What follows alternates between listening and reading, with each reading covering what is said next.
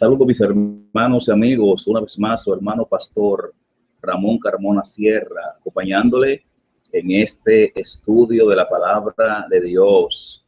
Qué bueno que nos encontramos una vez más a través de este espacio, Escuela Bíblica por Tómalo Radio. Cada semana llegamos hasta ustedes un estudio de la palabra del Señor. En el día de hoy, pues estaremos dándole continuidad a la serie que hemos venido desarrollando a través del libro de Apocalipsis. Yo quiero invitarle a que me acompañen orando, poniendo en mano del Señor el estudio del día de hoy.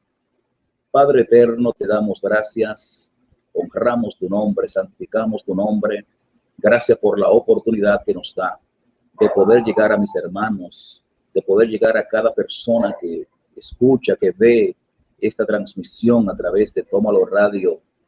Pedimos, oh Dios, que tú prepare el entendimiento de cada uno de nosotros, de manera que podamos comprender, oh Dios, los secretos de tu palabra. Gracias te damos en el nombre de Jesús.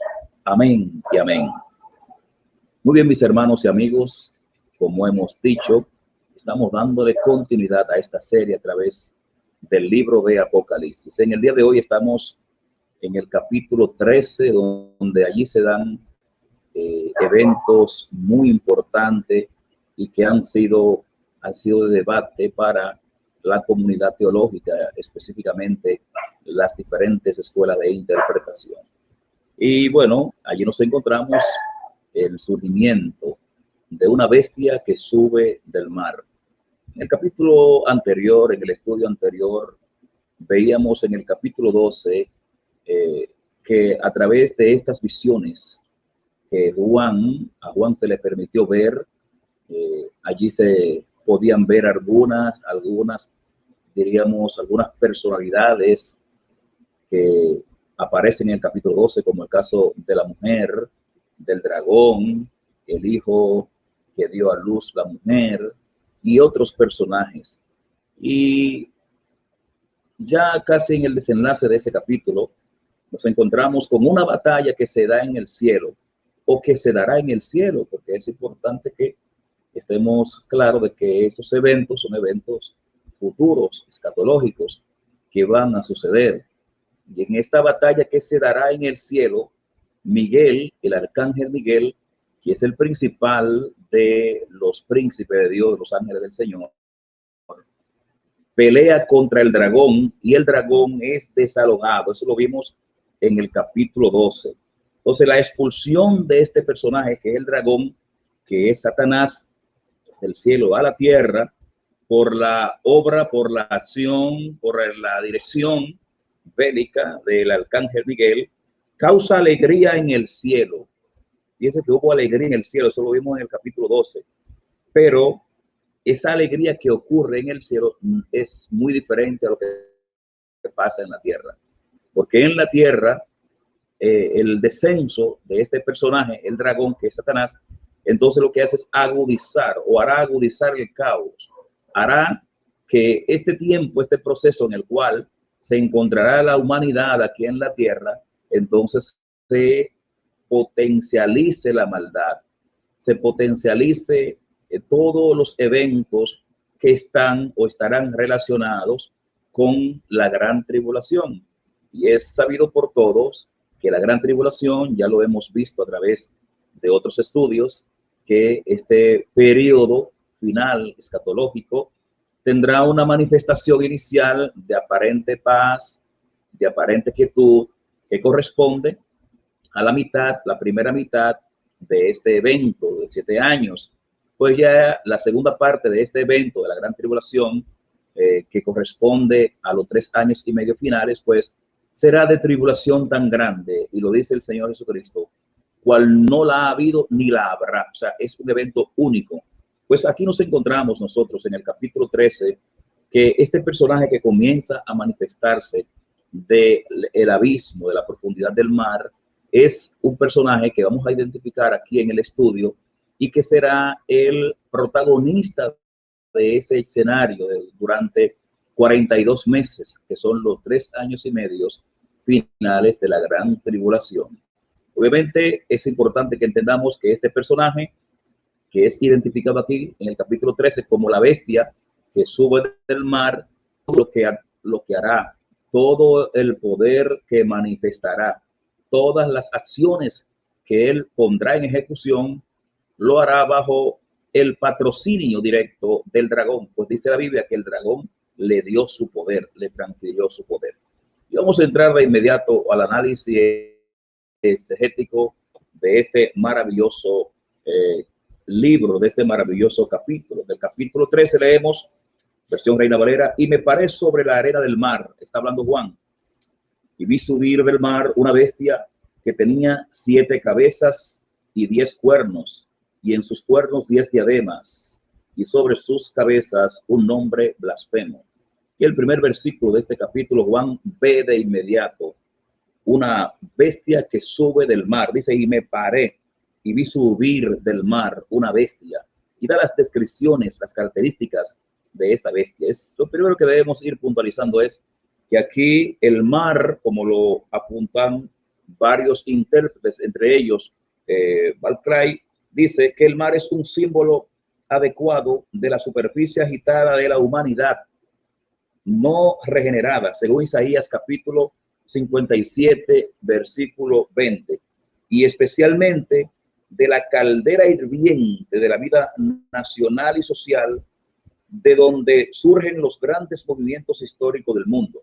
Lo que nos dice este analista, este comentarista, es que el mar representa a un mundo agobiado, un mundo convulsionado, lo que podemos comprender que este personaje que va a surgir y que sube de la mar va a surgir de un mundo que ha entrado en caos, que ha entrado en un nivel donde las manifestaciones de desesperación, de demandas sociales en términos mundial son tan agitadas y tan grandes que hacen posible que este personaje que ha de venir a la humanidad surja, porque obviamente el propósito de este personaje es con el propósito de traer solución a este problema que se encuentra en el mundo. Él vendrá con la idea, con las iniciativas, por lo menos lo que va a presentar, su carpeta inicial, no así la carpeta que traerá entre sus mangas, pues viene con una agenda satánica para establecer caos, desorden, mortandad, terror, tribulación. Sin embargo, la carpeta que va a presentar es la agenda donde viene a traer la panacea, la solución de los problemas del mundo. Por eso dice que Juan, al pararse frente a la arena, dice, y me paré y vi subir, me paré sobre la arena del mar y vi subir del mar una bestia. Esta bestia que Juan ve o verá subir, obviamente la vio en visión en el pasado, pero va a ocurrir real y efectivamente en el futuro. Esta bestia que él ve, es importante que comencemos a identificar quién es este personaje. ¿Qué señales bíblicas encontramos que hagan referencia a este personaje? Es importante de manera directa que podamos ver que este personaje no solamente lo encontramos acá en el libro de Apocalipsis, sino que es un proceso que se viene dando desde la antigüedad. Y para la comprensión debida de esto es importante comprender la literatura apocalíptica, la literatura escatológica que encontramos en el Antiguo Testamento y muy específicamente en el libro de Daniel. En el capítulo 7 del libro de Daniel, nosotros encontramos que después de Daniel ver de varias bestias que representaban imperios que ocurrieron en la antigüedad, pero que tienen una connotación escatológica, Daniel ve una cuarta bestia que por las condiciones, el aspecto, la forma de esta bestia se hace casi indescriptible, se hace casi imposible poder relacionarla con un animal más de la selva, como se había dado el caso de las 3 bestias anteriores. esas bestias anteriores, pues Daniel la identificó rápidamente, vio león, vio un oso y vio un leopardo, pero cuando llega al punto de la cuarta bestia, pues Daniel solo se limita a llamarla como una bestia espantosa, indescriptible, una bestia cuyas cualidades, cuyos rasgos no había aparecido un animal dentro de la naturaleza para poderla identificar. Por tanto, Daniel le llama una bestia espantosa. Podemos comprender una bestia grotesca, una bestia que solo verla produce terror. Y obviamente debemos comprender que este personaje que encontramos allá en el capítulo 7 del libro de Daniel es un presagio anticipado de lo que ocurrirá al final de los días. En el capítulo 7 encontramos eso. Dice, y esta cuarta bestia dice aquí en el versículo 7, después de esto miraba yo en las visiones de la noche, y aquí la cuarta bestia, espantosa y terrible en gran manera, fuerte, la cual tenía unos dientes grandes de hierro, y devoraba y desmenuzaba, y la sobra hollaba con sus pies, y era muy diferente de todas las bestias que vi antes de ella, y tenía 10 cuernos. Es importante, aquí ya se comienza a presentar que esta bestia espantosa, el capítulo 7 de Daniel, también tenía 10 cuernos.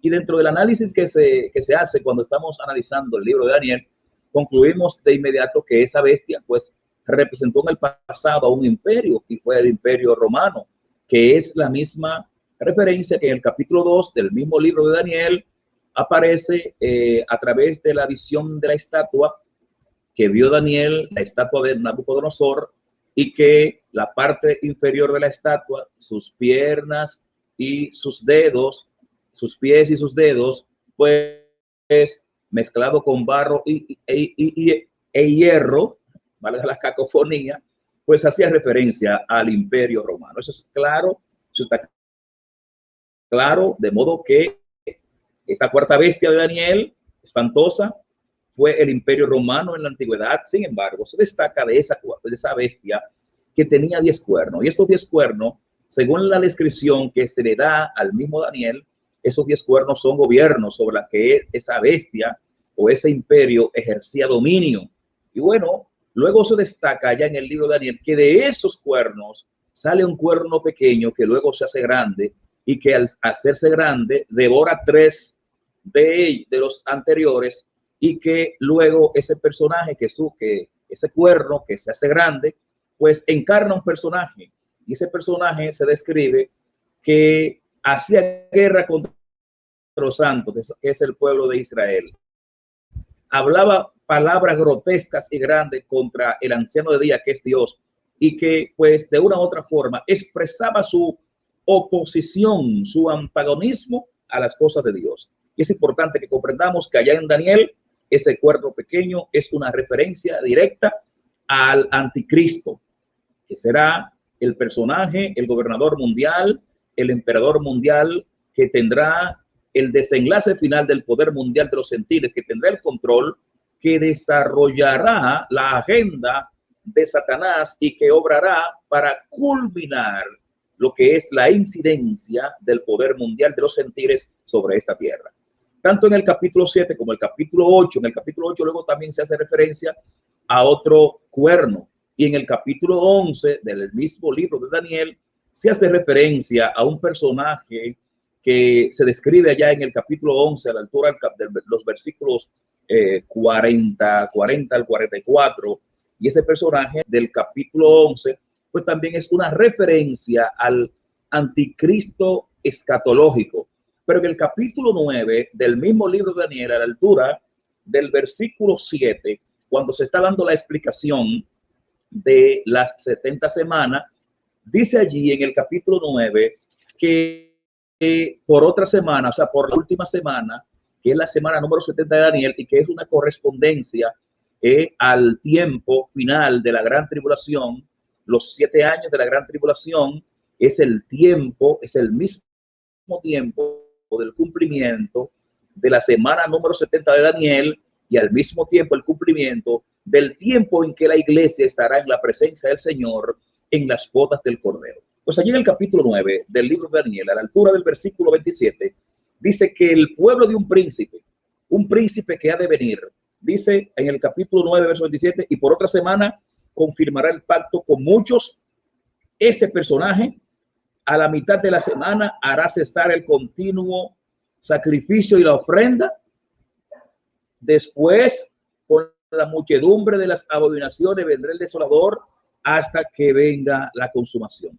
Lo que aquí vemos en el capítulo 9 de Daniel es que a la mitad de la semana, de la última semana, el anticristo, que hace un pacto con el pueblo de Israel, a la mitad de la semana rompe el pacto y se manifiesta como lo que él es, como el ser despreciable, como el enemigo de Dios, como el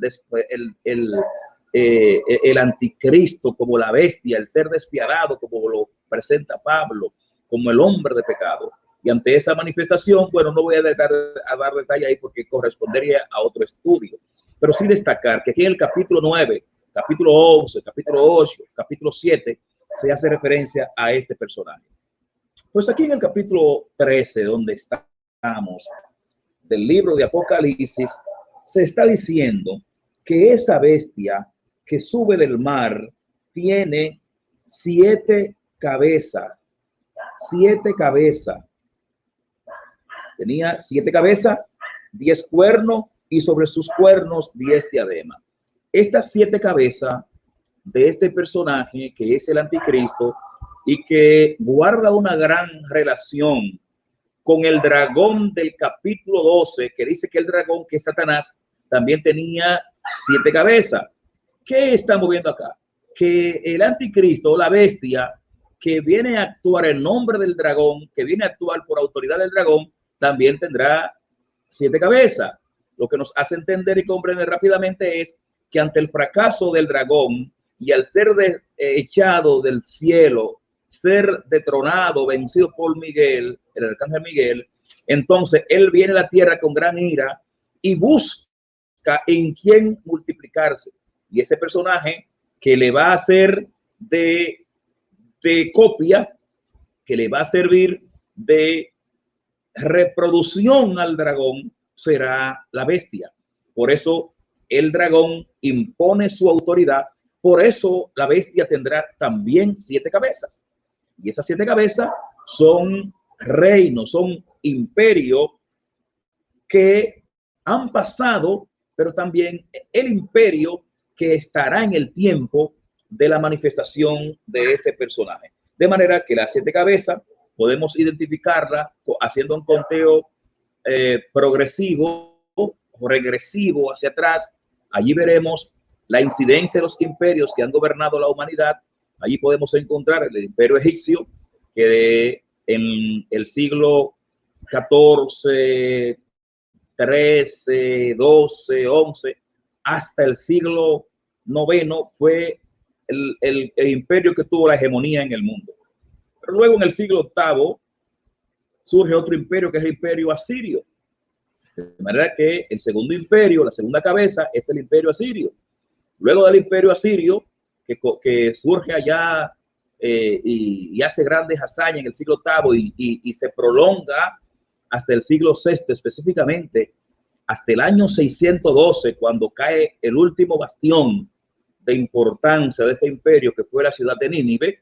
Luego, pues allí surge el nuevo imperio babilónico, que viene siendo la tercera cabeza representativa, el tercer imperio de esta bestia.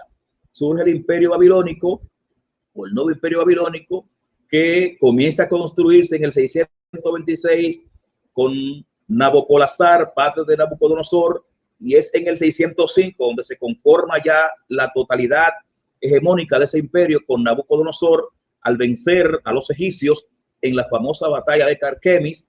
Pues allí se consolida el imperio nuevo de Babilonia. Y este es la tercera cabeza de esta bestia, y es la tercera cabeza del dragón. Luego, ese imperio babilónico es sustituido por el imperio medo-persa, cuando en el 539 pues surge Ciro el Grande y Darío. La fusión de Media y Persia da como al traste el surgimiento de ese imperio que sustituye al babilónico. Pero ese imperio medo-persa se prolonga en el tiempo, 200 y tantos años, pero es sustituido por el imperio greco-macedonio, el imperio de Alejandro, el imperio griego, que comienza a surgir allá para el año 334 antes de Cristo y cuyos, diríamos, reductos,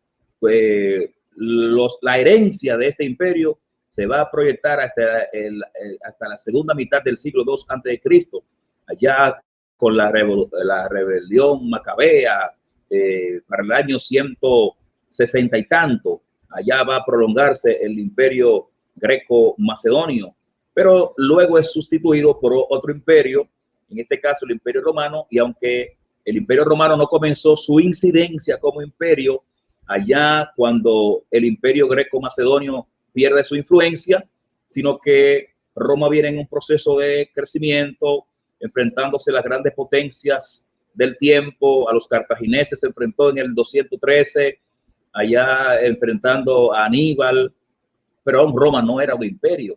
Roma en ese tiempo estaba todavía en su tiempo de la república, porque Roma ha tenido varios procesos, diríamos, de gobierno.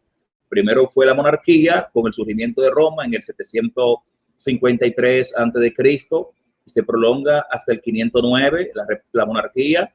Luego en el 509 a.C. inicia la república, y esa va a prolongarse hasta la primera mitad del siglo I a.C., cuando surgen los Césares con Cayo Julio César, que es el que le da forma, le da inicio a este imperio, y luego es seguido por Augusto Octavio. De manera que el imperio romano, de forma, diríamos, común, corriente, normal, como imperio, va a comenzar a operar en la segunda mitad del siglo I antes de Cristo, y se va a prolongar en el caso del imperio de Occidente hasta el 476 después de Cristo, y el de Oriente. Recordemos que el imperio romano tuvo una división después del tiempo de Constantino, específicamente en el 375 se da la división del imperio, y Constantinopla pasa a ser la segunda ciudad importante del imperio y la segunda influencia imperial, de modo que el de Occidente cae en el 476 y el de Oriente sigue despachando con muchas dificultades hasta el 1453, cuando definitivamente caen en manos de los turcos. Lo que estamos hablando aquí es que todos estos imperios que hemos visto en la historia de la humanidad y que han tenido influencia en la humanidad, están representados aquí en estas 7 cabezas de esta bestia que la vemos espantosa en el capítulo 7 de Daniel, pero que aquí en el libro de Apocalipsis es una bestia que sube del mar y que tiene 7 cabezas. De manera que, siguiendo el análisis de este versículo, sigue diciendo que tenía también, que hablaba grandes cosas. Dice que tenía 7 cabezas y que en sus cuernos 10 diademas, y sobre sus cabezas un nombre blasfemo. Es importante que sobre su cabeza, o sea, sobre una de sus cabezas tenía un nombre blasfemo. Sobre sus cabezas, que es de plural, un nombre blasfemo, o sea, estaba lleno de blasfemia. En el capítulo 7 encontramos que este cuerno pequeño dice que decía grandes cosas, y cuando hace referencia a que decía cosas contra Dios, se está refiriendo a lo mismo que dice aquí en el libro de Apocalipsis, que decía grande blasfemia contra el Señor. De modo que lo vemos en la historia, este personaje que tendrá lugar en los días escatológicos. Ya en la historia pasada vemos una manifestación anticipada. Recordemos que en la Biblia, pues, y sobre todo en las literaturas escatológicas, aparecen eventos que llamamos recurrentes, que tienen un cumplimiento en el tiempo, en el pasado, y que pueden tener 1 o 2 cumplimientos más en tiempos posteriores. Y uno de ellos es el tema de la manifestación de este personaje. Ha tenido manifestaciones antiguas, por eso los expertos, pues, cuando se refieren a este personaje, tratan de buscar explicaciones y buscan eventos pasados para decir que es que encarna a este personaje. Y es importante que digamos que el personaje del capítulo 13, aunque en la historia hemos visto manifestaciones de personas que bien pueden encajar con este personaje del capítulo 13, al final de los tiempos, lo que podremos decir que lo anterior bien podríamos denominarlo como un tipo. En la tipología bíblica se habla de tipo y de antitipo. El tipo lo encontramos en el pasado y el antitipo ya es la manifestación real de quien encarnan los personajes que se han presentado como sombra en el Antiguo Testamento.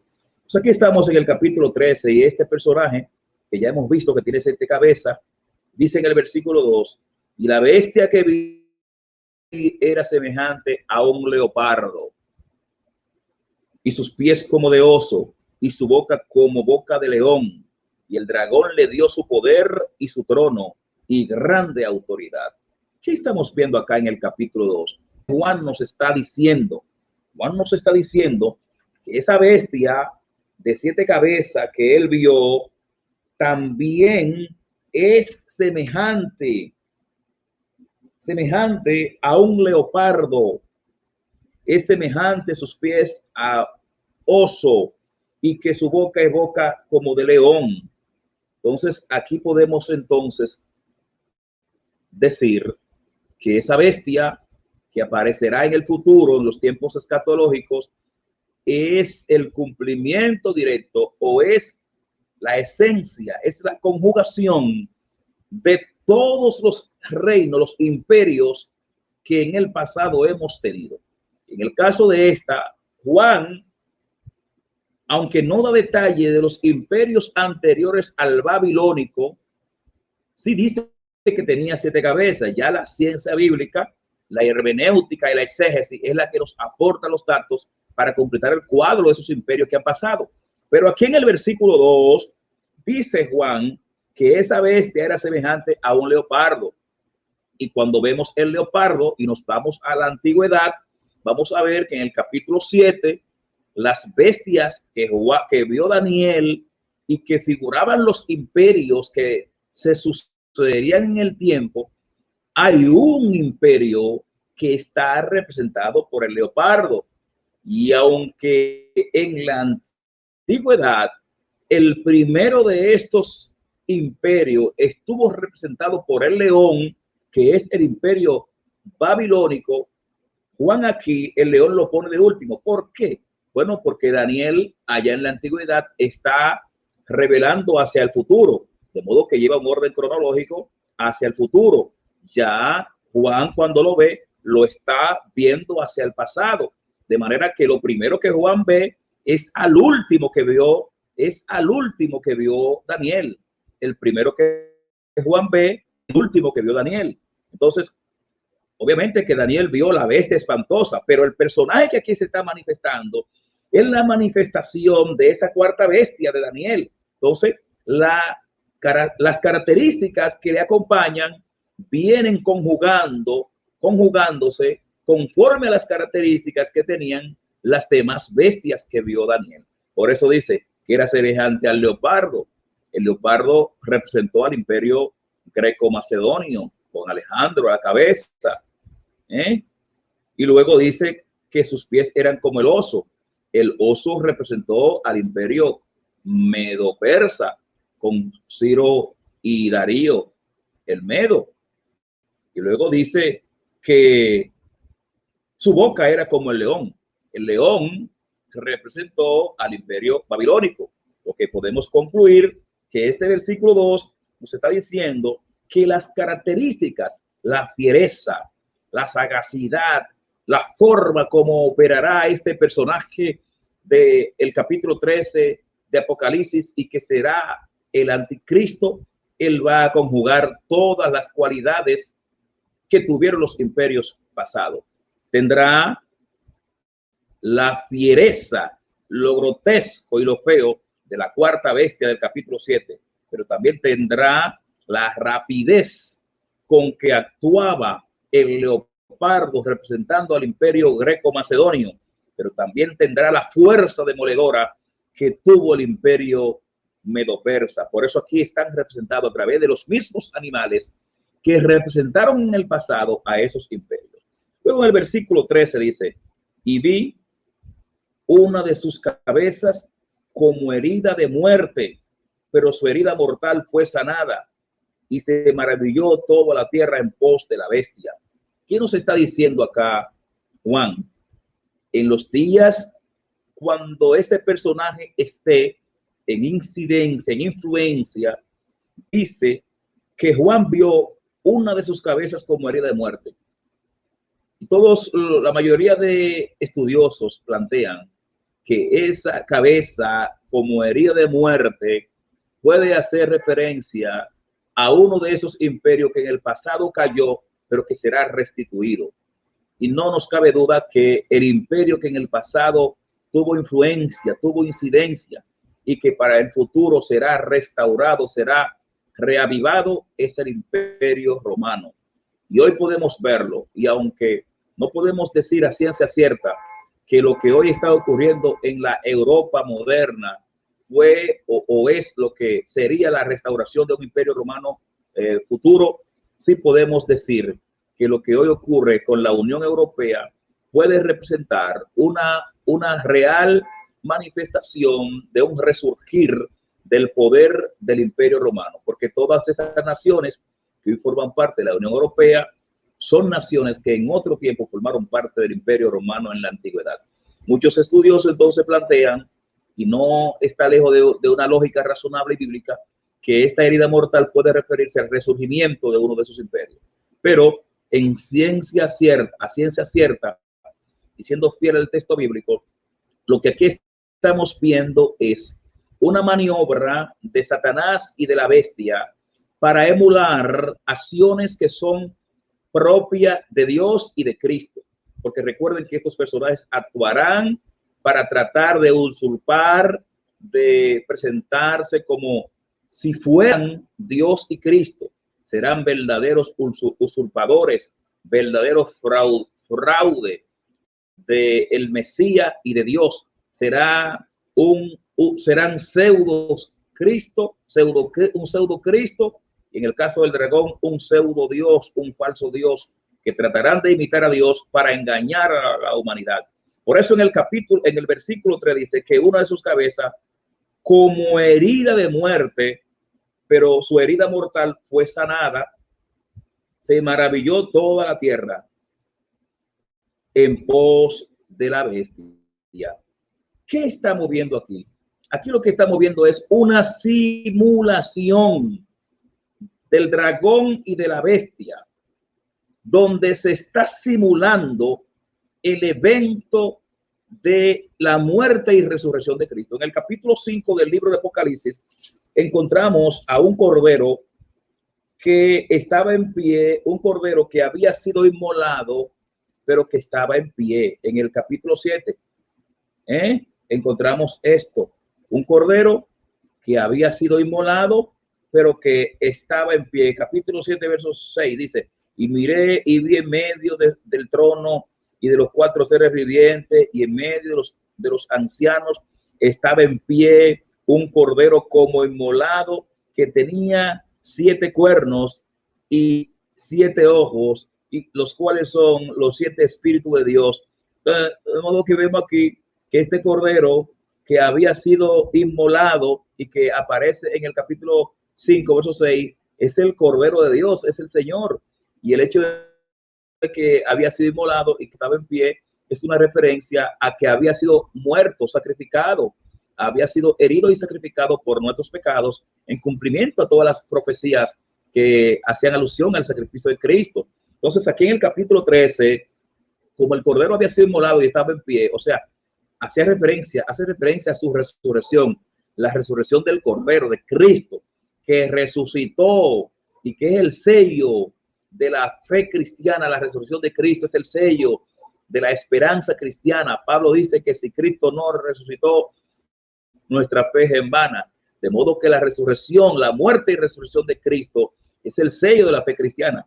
Pues le tengo noticia, al final, en los días finales de la gran tribulación, la bestia que sube del mar, que es el anticristo, tratará de manera fraudulenta imitar la resurrección. Por eso dice aquí que tenía una de sus cabezas como herida de muerte, pero su herida mortal fue sanada.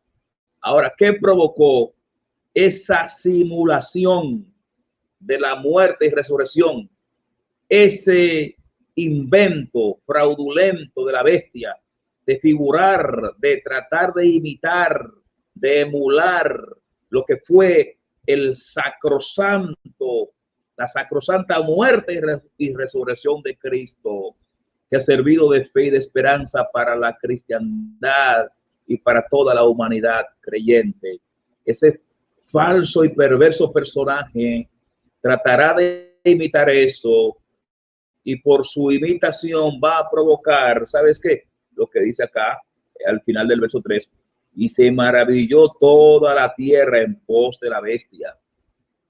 De modo que la tierra, al ver esto, va a venir y se va a maravillar y le va a dar todos los créditos. La humanidad no creyente vendrá y correrá detrás de la bestia, porque bueno, ¿quién como la bestia? Luego dice más adelante un personaje.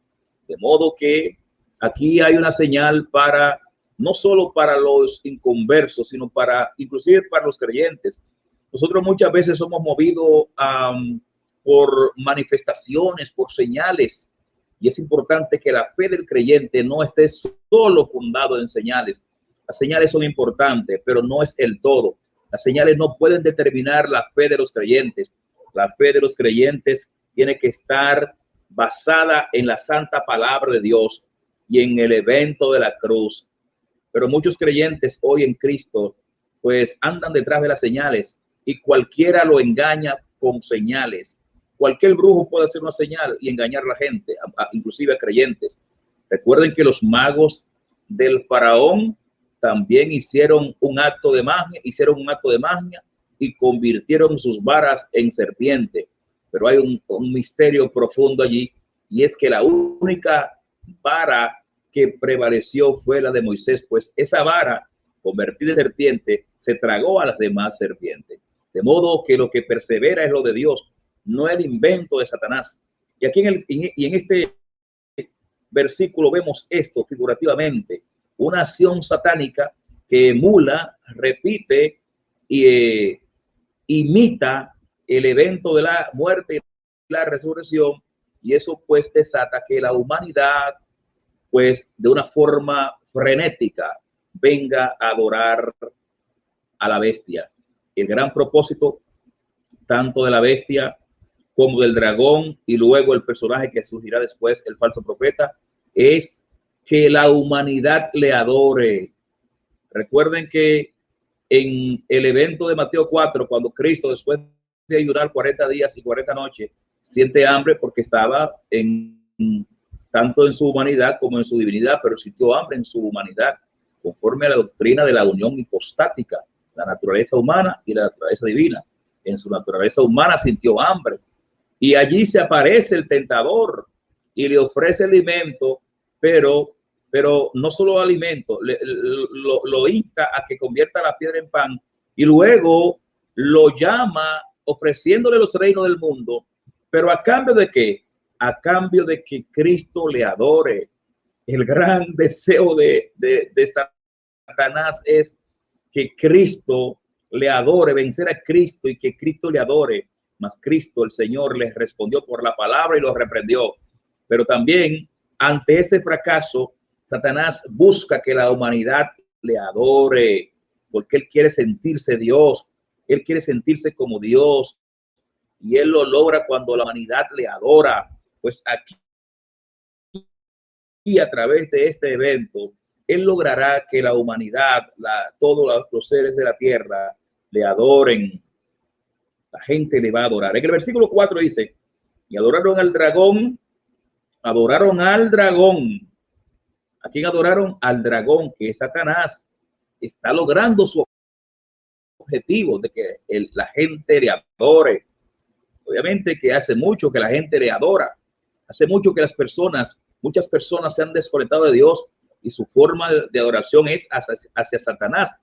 Pero él no está conforme con eso. Él quiere tener la hegemonía y ante sus fracasos se inventa. En este caso se ha reinventado a través de este personaje llamado la bestia. Dice, y adoraron al dragón que había dado autoridad a la bestia, y adoraron a la bestia diciendo, ¿quién como la bestia y quién podrá luchar contra ella? Aquí vemos algo. Recordemos que en el capítulo 12, el dragón había sido vencido por el arcángel Miguel y fue lanzado a la tierra.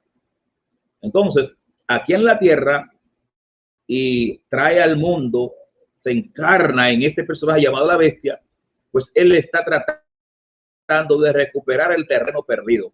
Como en el cielo lo vencieron, aquí ahora en la tierra, él motiva a que la gente diga eso. ¿Quién como el dragón? ¿Quién como la bestia? Dice, adoraron al dragón y adoraron a la bestia, diciendo, ¿quién como la bestia? ¿Y quién podrá luchar contra ella? Entonces, eso a Satanás le gustó, porque diría él, bueno, Miguel me venció y eso aquí nadie lo sabe, lo tengo callado, esa derrota. Pero ahora a mi engendro, a la bestia que he producido, pues ahora la gente está diciendo quién contra ella.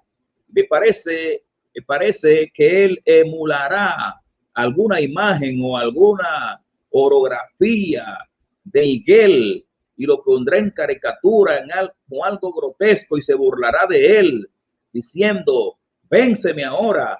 Pero lamentablemente todo lo que allí ocurrirá será un evento ficticio, un evento mentiroso, y a través de esa mentira, como siempre lo ha hecho el enemigo, logrará que la humanidad le sirva y le adore. Así como a través de la mentira en el huerto logró que Adán y Eva caigan postrados ante su mentira y de una u otra forma le adoraron porque creyeron en su mentira. Aquí en el versículo 4 se desafía, ¿quién podrá luchar contra ella, contra la bestia? Luego del verso 5 dice, también se le dio boca que hablaba grandes cosas y blasfemia, y se le dio autoridad para actuar 42 meses. Cuando dice que se le dio boca que hablara grandes cosas, es una referencia a lo que vemos en el capítulo 7 de Daniel, que el cuerno pequeño decía cosas grandes contra Dios. Ese personaje desafiará a Dios, hablará toda clase de palabras impropias contra Dios, motivará a la gente a que la gente maldiga a Dios. Imagínense si en el día de hoy todavía no se ha manifestado y hoy las personas que no creen en Dios, las celebridades, los comunicadores y cuantas personas hacen influencia a través de los medios de comunicación, en su humanismo rampante, se han levantado contra Dios y hacen cosas contra Dios.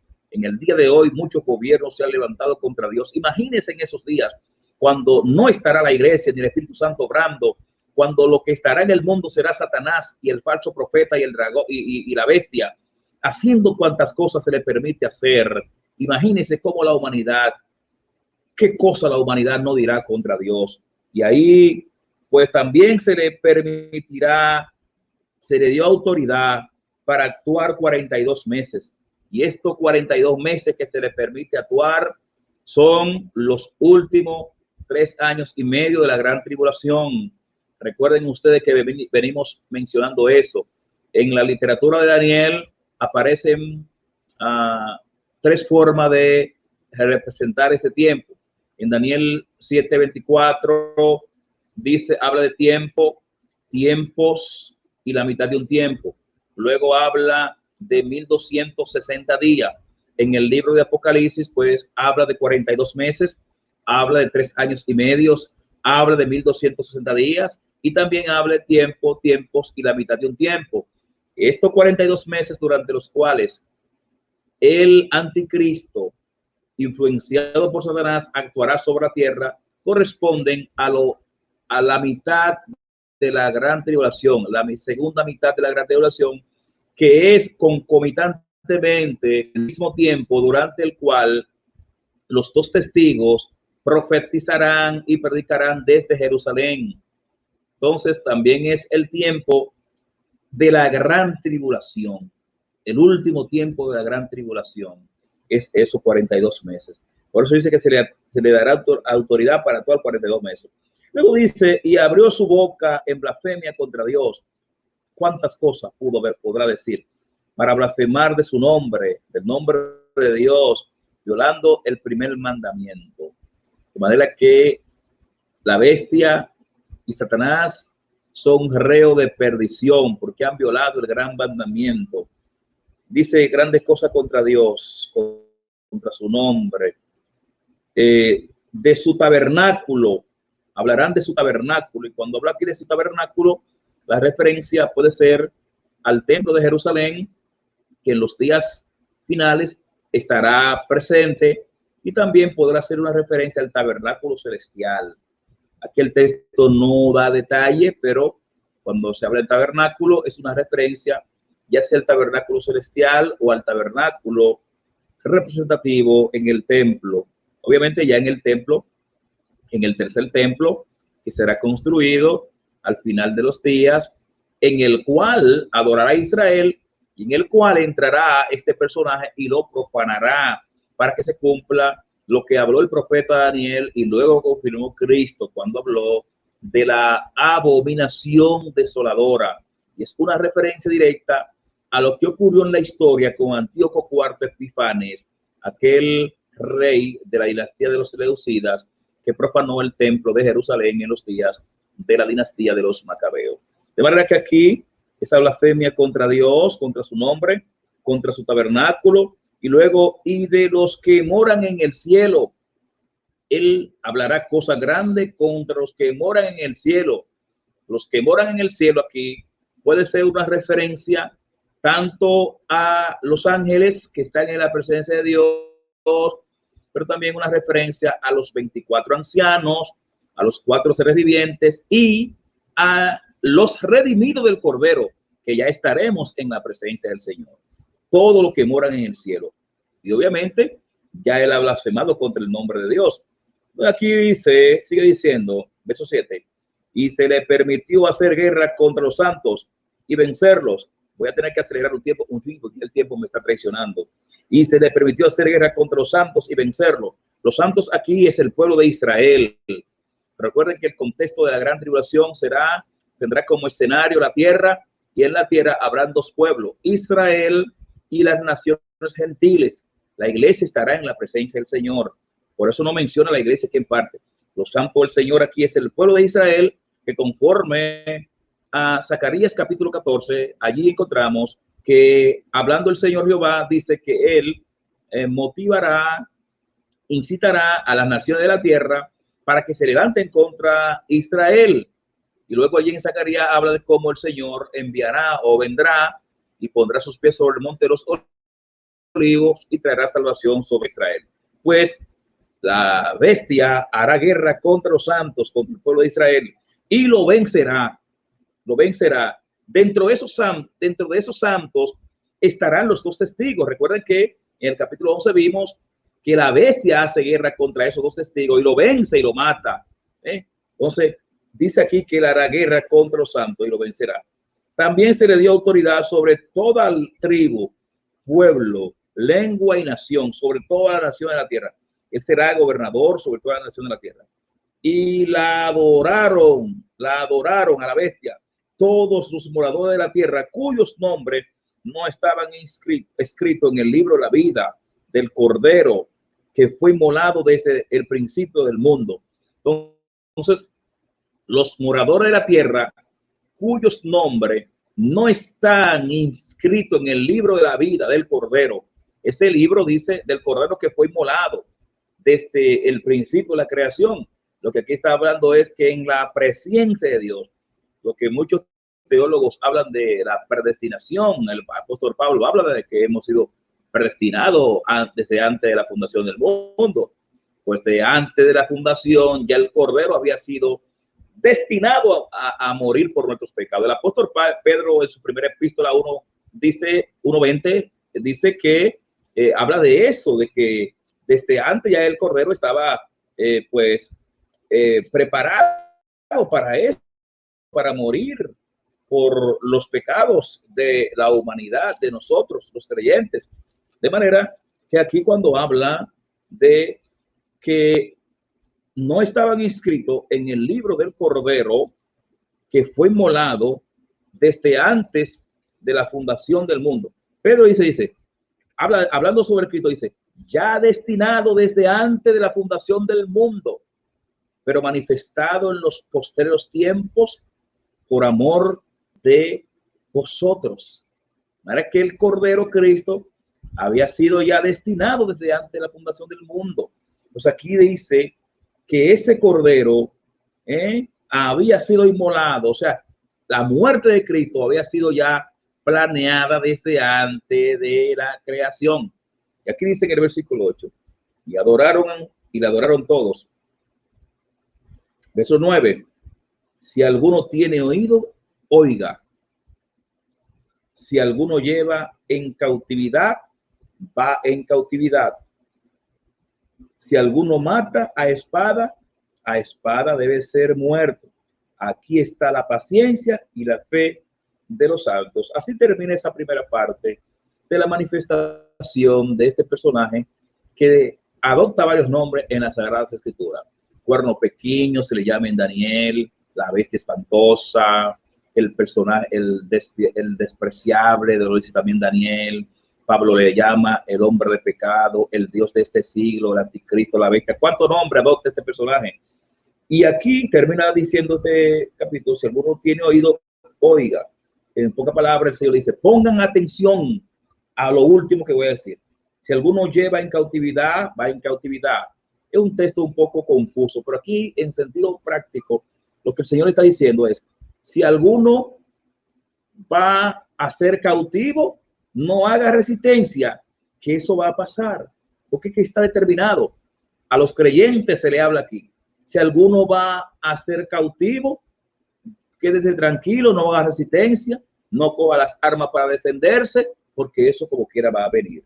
Si alguno va a ser muerto por espada, esté tranquilo, que eso va a venir, porque el Dios en su soberanía lo ha permitido. Aún la forma como actuará este personaje, tanto el dragón como la bestia, es porque Dios se lo ha permitido. No así ellos no trascenderán los límites de Dios, porque tendrán un límite y Dios seguirá estableciendo su control y su dominio hasta que todo esto pase, porque va a pasar y tiene que pasar. ¿Por qué va a pasar y tiene que pasar? Porque Dios, y estoy llegando al final, Dios, que desde antes de la fundación del mundo ha planeado una salvación tan grande para nosotros. Nosotros, en la mayoría de los casos, mucha gente ha rechazado esta salvación. Dice la Biblia, la luz vino al mundo y los hombres amaron más las tinieblas que la luz. Juan 3, 17 y 18. De modo que la humanidad ha despreciado la oferta del Señor, la oferta salvadora de Dios. Y como la humanidad lo ha hecho, pues el Señor salvará a aquellos que le han aceptado. Mas aquellos que no están inscritos en el libro de la vida del Cordero, inmolado desde la fundación del mundo, tendrán que pasar por este proceso de la gran tribulación. Muchos lograrán reconocer y arrepentirse y mediante la entrega de su vida escapar de ella y luego aparecer ante el trono de Dios salvo, pero muchos seguirán la corriente satánica y le servirán y recibirán su sello, como veremos en la próxima semana. Le servirán a Satanás y a sus criaturas y serán objeto de perdición. Mas tú, amigo y hermano, que está a tiempo, no deje que eso sea así contigo. Seámosle fiel al Señor. Mantengamos firme nuestra promesa. Mantengamos nuestra fe, como dice aquí, esta es la paciencia y la fe. Mantengamos la paciencia, la firmeza, la resistencia, la fe, la fidelidad a Dios, para que cuando Cristo venga, nos vayamos con Él y no tengamos que enfrentarnos a esta triste realidad que el mundo pronto está a punto de vivir. Así que Dios te bendiga, Dios te guarde, que lo que hemos compartido sea de bendición para tu vida y para tu fe. Gracias por tu atención. En una próxima entrega, su hermano, quien le habló, Ramón Carmona, estará con ustedes en un estudio más a través de esta Tómalo Radio, a la misma hora, por el mismo canal. Así que Dios le bendiga a todos. Gracias por su atención y gracias también, como siempre, a los que controlan a esta Tómalo Radio y gracias a Patricia, que siempre de forma atenta y dedicada está ahí para que este programa llegue a cada uno de ustedes. Gracias, bendiciones y hasta la próxima.